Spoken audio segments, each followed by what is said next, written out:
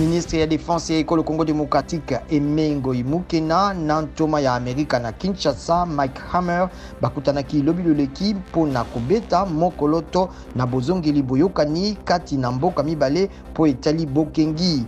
Boyokani bwango botali bopesi mateya ya bayima mpinga ya RDC na Amerika. Coopération civilo-militaire bobatelami bwa makoki ba momoto. Mike Hammer akambaki limpinga ya bayima mpinga ya États-Unis na masolo mango mokolo moko sima na Amerika kotia manzaka na mokanda ya bozongeli boyokani bwango.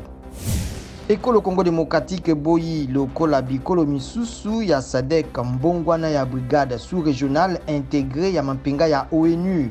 Président Félix Tshisekedi na bakokani baye ba SADC balobaki yango na bokutani na visioconférence lobi loleki na bikolo binso bipesaka ba soda na brigade spéciale d'intervention ya SADC FIB.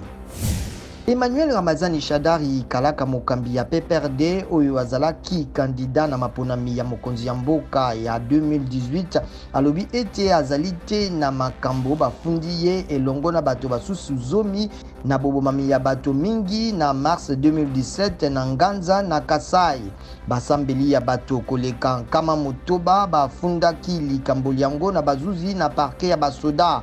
Emmanuel Ramazani Shadari ayebisi Ouragan FM ete mpona ye ezali baye balingi basimba mokonzi ya kala Joseph Kabila nde babandi na ye.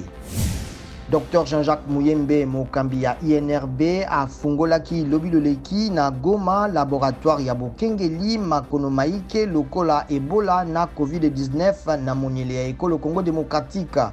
Laboratoire yango ezwi lisungi ya USAID na Fondation Mérieux ya France. Lisungi ya bipai na molongo lizali kokoba kokoma na Beirut sima na explosion mibale eye ememaki liwali ya bato koleka nkama moko na zomi. Bakonzi ya Liban bandimi ete koleka tono nkoto mibale na ndambo ya nitrate ya ammonium ebatelamaki malamu tende ememaki likama liango na libongo ya Beirut.